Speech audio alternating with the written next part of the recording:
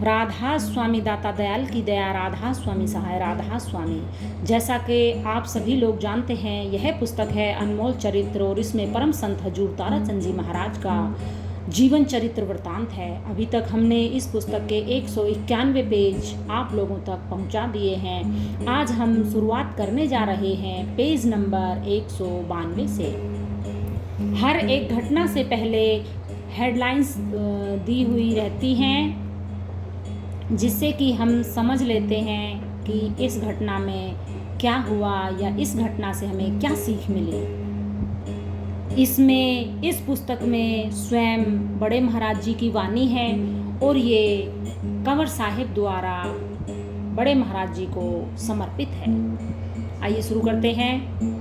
पूरे गुरु होते हैं, वे ही जीवों को पूरा बनाते हैं। एक बार हम कहीं सत्संग करने गए थे और मैं सत्संग करके आ लिया था। पीछे से उसने कई सत्संगियों के आगे ऐतराज किया कि ताराचंद जैसा गुरुमुख चेला मेरे पास होता तो मैं बिना पंखों के उसको उड़ा देता। क्या मेरे गुरु महाराज पूर्ण नहीं हैं? जो ही मैंने यह बात सुनी, मेरे तन बदन में आग लग गई। क्या उसके चेले उड़ते फिरते हैं? फिर वह मेरे गुरु को कहता है कि वह पूरा नहीं है और मुझे वह कहता है कि मेरे पास आता तो मैं उसको बिना पंखों के उड़ा देता। मैं और रतिराम गए तो वह रास्ते में ही मिल गया। उसने कहा, कहाँ जाते हो? हमने कहा कि हम तो आपके पास ही आए हैं। उसने कहा, हाँ, मैंने सत्संग रखा हुआ था, मैं जाता हूँ, तुम सत्संग करना। मैंने पूछा, क्यों, क्या बात हुई? उन्होंने कहा, दिल्ली से एक सेठानी आई थी, उससे कुछ पैसे लेने थे, उसके लिए डेरे में आया हूँ। रतिराम ने कहा, क्या आप अब तक पैसों के आगे पीछे फिरते हो? क्या आपका यही सत्संग है? मैं नहीं बोला। उसने कहा, मैंने उनको कहा आप किराया ले लो और तांगे में बैठकर चले जाओ। रतिराम ने कहा, हम पैसे नहीं लेते, हम तो पैदल ही आया जाया करते हैं। हमने उनसे पूछा कि क्या आपने यह बातें कही थी कि ताराचंद को पूरा गुरु नहीं मिला, उसका गुरु अधूरा है? उसने कहा, नहीं, मैंने नहीं कही, पर उसने कहा, यह बात तो मैंने जरूर कही थी कि यदि ताराचंद जैसा गुरुमुख चेला हो तो मैं बिना पंखों के उड़ा देता। मैंने पूछा, बिना पंखों के कैसे उड़ा देगा? जो पूरे होते हैं वे ही अपने जीवों को पूरा बनाते हैं। राधा स्वामी। अन्य गुरु भाइयों को नामदान के आदेश दिलवाना। कुछ समय उपरांत हजूर ने महसूस किया कि नाम भक्ति का रस बहुत अधिक मीठा है, इसीलिए पंथ को चारों तरफ दूर दूर तक बहुत अधिक अति शीघ्र फैलाने के लिए कम से कम 4 अन्य गुरु भाइयों को नामदान बख्शने का आदेश सतगुरु से दिलवाना चाहिए। इसी भावुकता में वे जुई पहुँचे और निर्मल हृदय से अरमान साहब से प्रार्थना कर डाली। अरमान साहब ने उनके हार्दिक अनुरोध को सुना और उनको समझाया कि पागल, गुरु की मौज तो केवल एक ही में आती है और उसी ने सारा कार्य करना होता है, परंतु भावातिरेक में और सहृदयतावश हजूर महाराज जी ने अपनी यह प्रार्थना बार बार जारी रखी। इसके परिणाम स्वरूप अरमान साहब ने अपने 4 अन्य शिष्यों को सत्संग फैलाने तथा नामदान बख्शने की अनुमति प्रदान कर दी। साथ ही यह भी कह दिया कि भगत, तूने अपने लिए फांसी का फंदा खुद ही तैयार कर लिया है, ये आदमी ठीक नहीं है। परंतु बाद में अरमान साहब ने अपनी पुस्तक राम सागर की भूमिका में अपना आशीर्वाद केवल हुजूर महाराज जी के लिए ही प्रकट किया।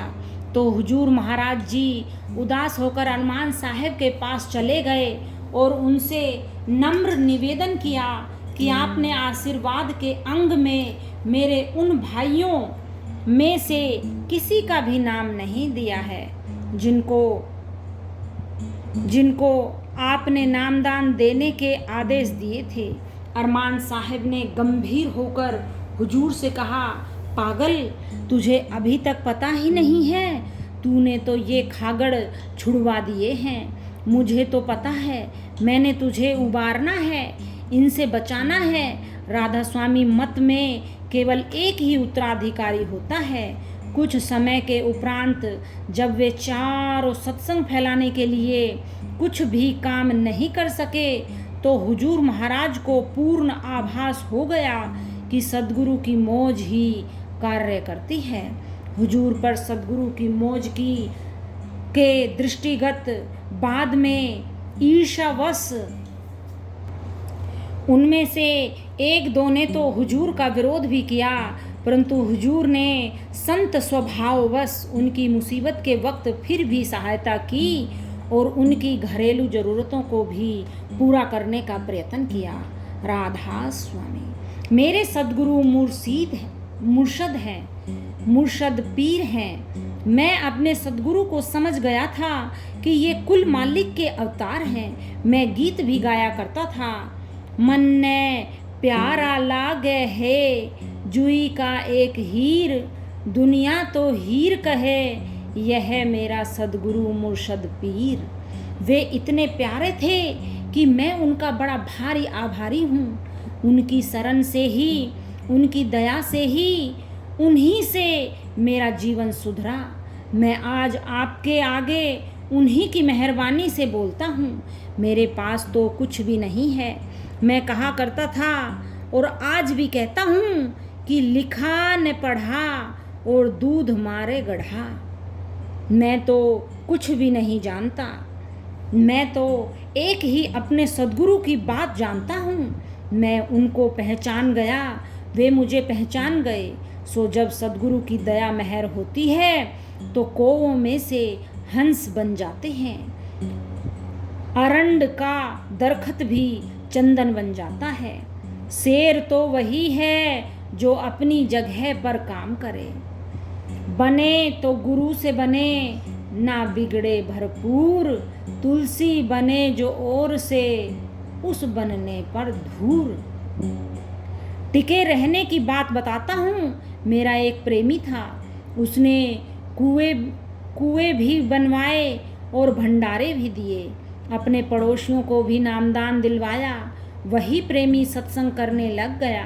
मेरी खातिर खाबड़ा गांव के जोहड़ में एक कुआं बनवाया, एक कोठड़ी बनवाई कि आप यहाँ रहने लग जाओ। पर मेरे सद्गुरु महाराज जी अपार दया थी। मैं उनके पास गया तो उन्होंने कहा, वहाँ क्या करेगा? मैंने कहा, यह कोठड़ी है, यहाँ रहा करूँगा। उन्होंने कहा, नहीं, घर जा और अपने घर पर काम कर। आगे उन्होंने कहा, शेर तो वही होता है जो अपनी जगह पर ही काम करे, घर पर काम कर। दक्षिण भिवानी में एक दरवाज़ा 2000 रुपये में मिलता था।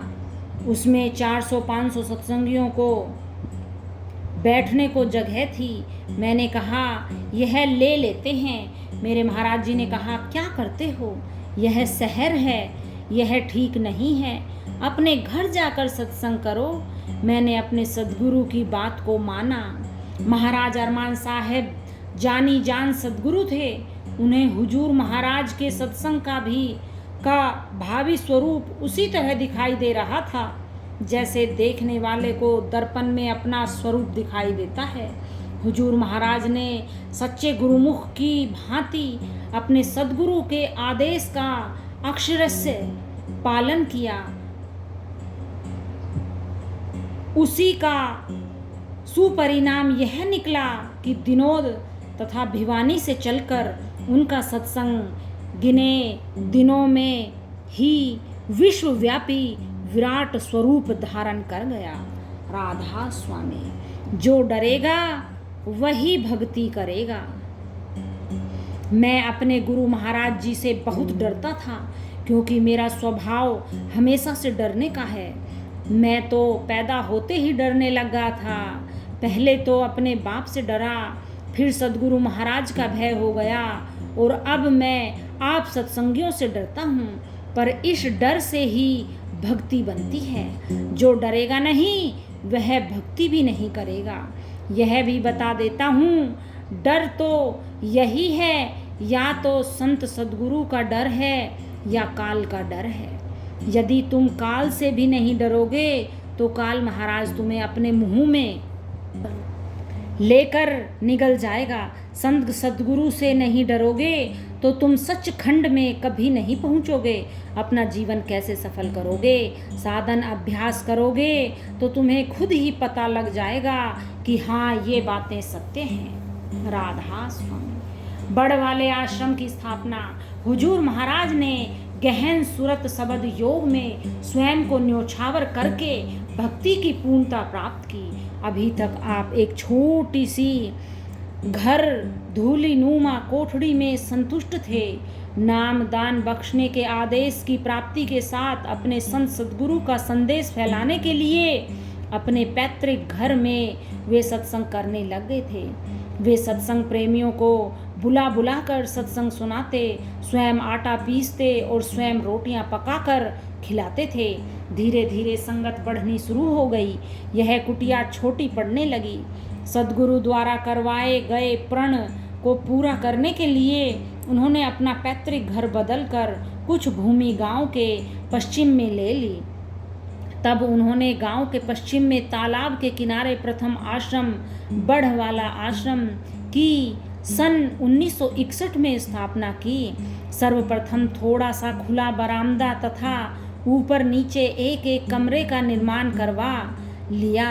इसके समीप ही पहले से ही लगाया हुआ वट वृक्ष अब काफी विकसित हो चुका था, इसलिए इस आश्रम को बड़वाला आश्रम के नाम से पुकारा जाने लगा। नज़दीक ही तालाब के दूसरी ओर हुजूर महाराज जी ने वृक्ष प्रेम वश विभिन्न किस्म के शानदार वृक्षों की एक बगीची की भी स्थापना की, जिसको उन्होंने फरवरी 1974 में परोपकारी स्वभाववश पशुपालन विभाग को देकर सरकारी पशु अस्पताल की स्थापना करवा दी। इसी आश्रम के साथ विक्रम संवत 1962 में एक कुएं का निर्माण करवाया, जो कि संगत की सेवा से ही बना था। अतः सच ही है, वृक्षहु न कभी फल भखे, नदी न संचय नीर, परमारथ के कारणे साधुन धरा शरीर। इस प्रकार उन्होंने आश्रम में नामदान और सत्संग के अन्य अंगों का विधिवत प्रारंभ किया। देखियो साध संगत, यदि आपको कोई शब्द या कोई वाक्य समझ नहीं आए तो आप कमेंट करके पूछ सकते हैं इसका मतलब क्या है। जितना हमारा सामर्थ्य है हम आपको बताने की कोशिश करेंगे। राधा स्वामी। सद्गुरु के लिए टक्कर लेने वाले बिरले ही होते हैं। दिनोद गांव की बात है, दो सेठ भाई थे। एक कंवारा था और दूसरा विवाहित था। मेरा उनके घर आना जाना था। कुंवारे ने अभी नामदान नहीं लिया था, वह अभी नुगरा ही था। एक दिन कुंवारे भाई ने गृहस्थी भाई से कहा, तुम उस जाट को घर में बिठा कर खिलाते पिलाते रहते हो, उसके यहाँ आते जाते हो, आगे से मैं भी अंदर जाकर रोटी खाया करूँगा। भाई ने दूसरे भाई की बात को मान लिया और घर पर अपनी पत्नी को बताया तो उसकी पत्नी को बड़ा क्रोध आया। उसने कहा, यहाँ अंदर आने की ज़रूरत नहीं है, यदि खाना चाहता है तो खाना बाहर पहुँचा दिया जाएगा, यहाँ घर पर नहीं आएगा। यहाँ आकर उसने मेरे सद्गुरु की बुराई करनी है, वह मुझसे सहन नहीं होगी और बात बिगड़ जाएगी। बात ज्यों की त्यों ठीक हो गई। कहने का तात्पर्य यह है कि सद्गुरु के लिए टक्कर लेने वाले बिरले ही होते हैं। अपनी बात पर डटे रहना भी इसी का नाम है। राधा स्वामी। संत द्वारका दास से भेंट और उनका आशीर्वाद। हुजूर ने केवल अपने दिनोद धाम में ही जीवों को तारने के लिए सत्संग का आयोजन करते थे, अपितु गांव-गांव पैदल, साइकिल पर या सार्वजनिक वाहन पर जाकर भी परमार्थिक सत्संग फरमाते थे। इसी तरह की एक यात्रा के दौरान उनका बादली में पंडित द्वारकादास के यहाँ जाना हुआ। वे उच्च कोटि के संत थे, उनकी दिव्य दृष्टि अचूक थी। महाराज जी ने उनसे कुछ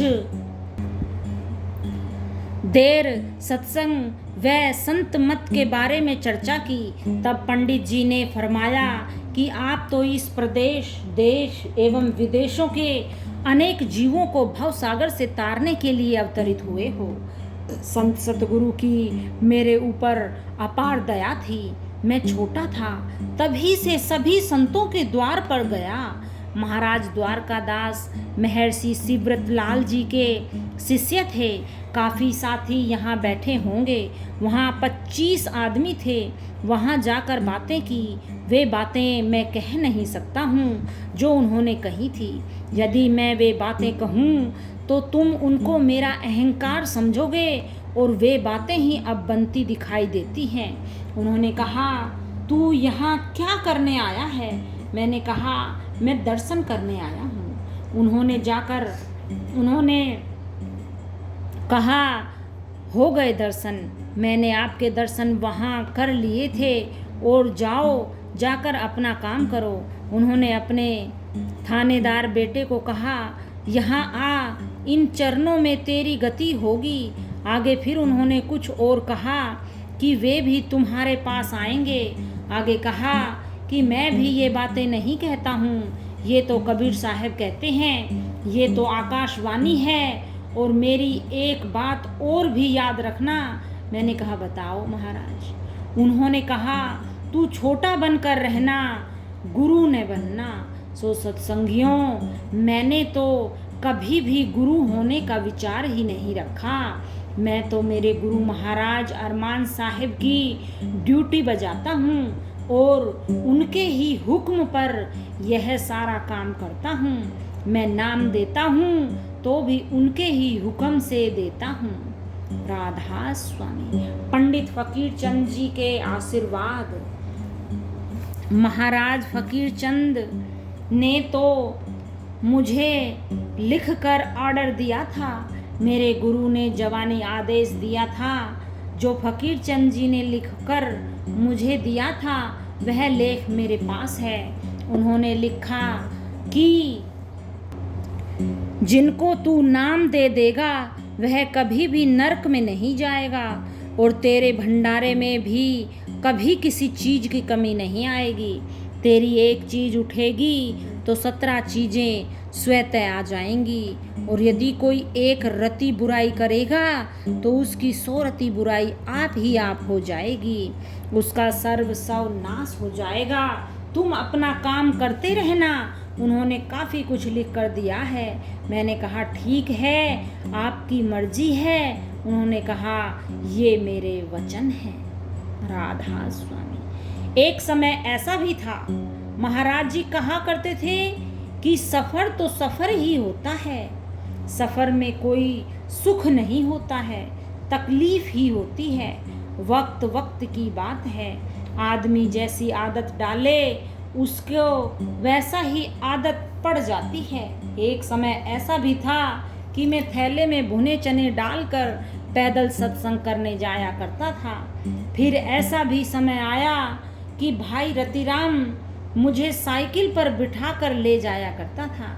दोनों मिलकर काम करते थे। यह हैंडल थामता और मैं पैडल घुमाता। मैं कहा करता था कि मैं तेरे बराबर ही काम कर दूंगा। फिर हम तांगे गाड़ियों में भी चलने लग गए। अब तो हवाई जहाज़ों में भी जाने लग गए। पहले वाले समय पर न गर्मी की परवाह थी न सर्दी की। राधा स्वामी। वे दर्शन करके दंग रह गए।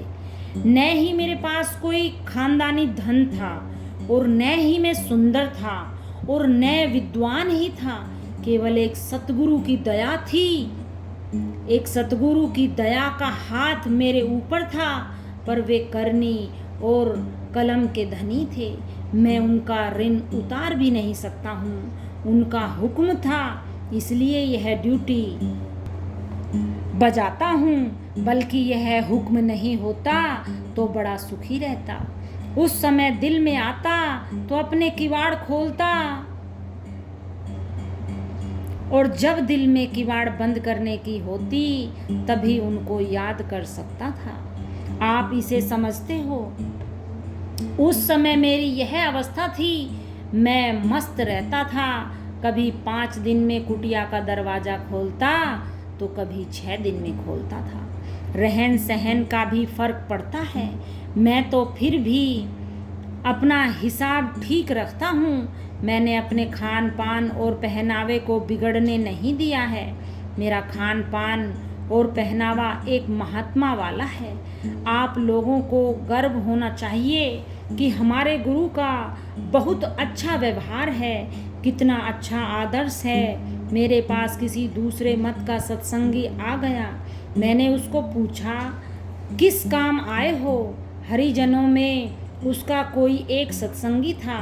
उसने कहा, सत्संग तो सुनेंगे और देखी जाएगी। वे मुझे देखकर दंग रह गए। वे मदन के जानकार थे। यह उसके साथ था। यह बोला, दंग कैसे हो गए? उन्होंने कहा कि इनकी तो पुराने संतों की लाइन थी, वही लाइन है, और बहुत सीधी सादी वेशभूषा है और सरल व्यवहार है। उन्होंने कहा, हम भी अपने गुरु के पास जाते हैं। कोई गुरु तो पगड़ी बांधता है और कोई कुछ पहनता है। उन्होंने कहा, इनका व्यवहार देखकर तो मेरा दिल खुश हो गया है। मैं ये सब बातें सुन रहा था। मैंने कहा, ये सब सद्गुरु की ही दया है। मेरा कर्म ऐसा ही था। कोई कोई बड़े घरों में जन्म लेता है, अच्छा खाता पीता है। मेरा तो जन्म ही ऐसी जगह हुआ था। गरीबी का साम्राज्य था। राधा स्वामी। आज इतना ही। अच्छा लगे तो कमेंट करिए और दूसरों को लाभ पहुंचाने के लिए शेयर कीजिए। ऐसी ही वीडियो और पाने के लिए सब्सक्राइब कीजिए, और अच्छी लगी हो तो लाइक कीजिए। Thanks for watching. Radha Swami.